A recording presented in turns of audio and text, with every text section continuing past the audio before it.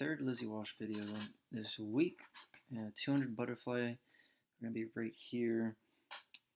Final time's 206.8. The video starts with your toe on the block only, so can't say a lot about the actual beginning of the start. Based off of everybody else, you have solid reaction time. Arms, upper body into the water in a nice position. Like, look at this. This is scary. You don't want to be like that girl. And she hits the water super flat. Your hips, they're set up pretty flat right here. They actually correct better in this race than they did in the 200 IM, but they still, and the 400 IM too, but they're still too flat. But this is your best of the three videos I just did. This is the best entry, I would say. And that's a pretty late breakout. Like, you are on the surface here and your arms are still together. But definitely need an earlier breakout.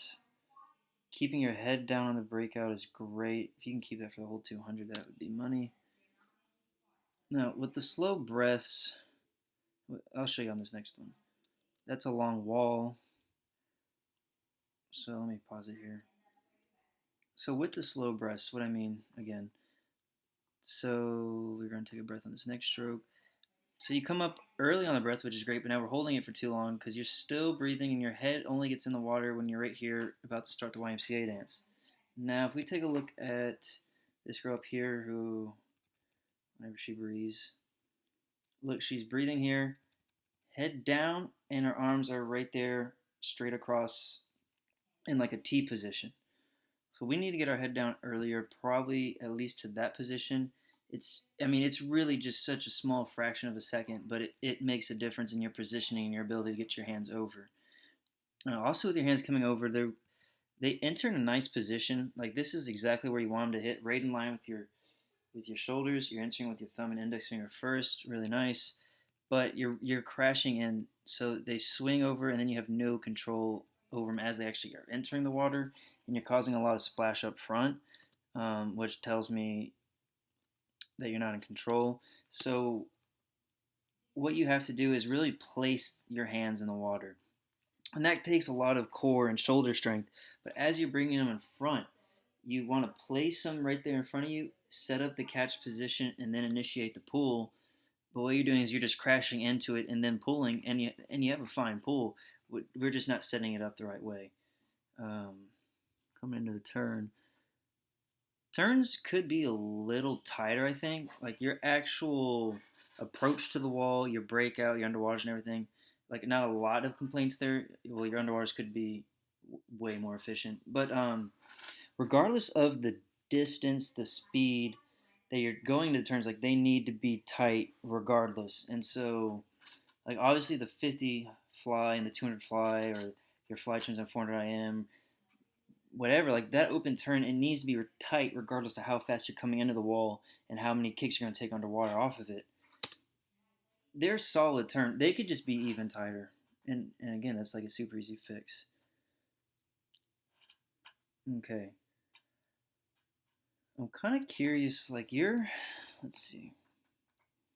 I think your first kick and your second kick, like, I'm almost thinking that your second kick looks a little stronger than your first kick. I don't know if that means your second kick's, and I don't even know if this is true, but like, it either means your second kick's too strong or your first kick's too weak.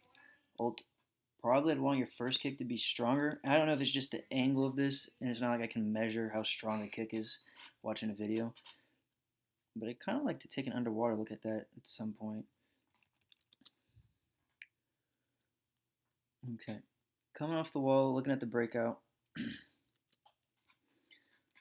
I would like for your breakout, the timing of your kicks on the breakout to be slightly earlier. So, right here you are with a down kick, your down kick is there, your hands are separated, and then you take another kick super late and your hands are already out of, like, there I'm seeing a splash from the down kick, but your hands are essentially out of the water. I would like the kick just to be, like, as they're coming in line with your hips underwater, that's where that kick comes. So, like, you just got propulsion from that kick, right as you're like maximizing that, you flick the water out with your hands, you get your breath, and you come. Well, actually, no breath on the breakout. So I mean, really, you just power rate and swing them over into that first stroke, and then take your breath on the second stroke. Super awesome. You're still not taking a breath off the walls for 200 fly. That's actually really impressive.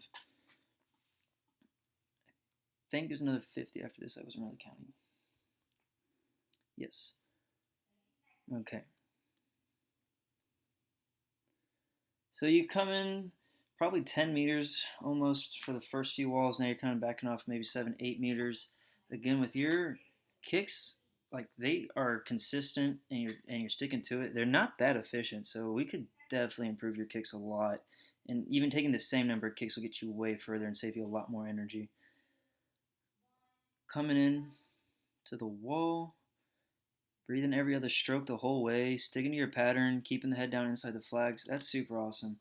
Okay, so as far as the splits go, by 50 you're out 28.9, 31.5, 32.7, and then 33.3. So the 100 breakdown is 00.8 and 106.0 for a time of 206.8. For 200 fly, I think you're out fine at 00.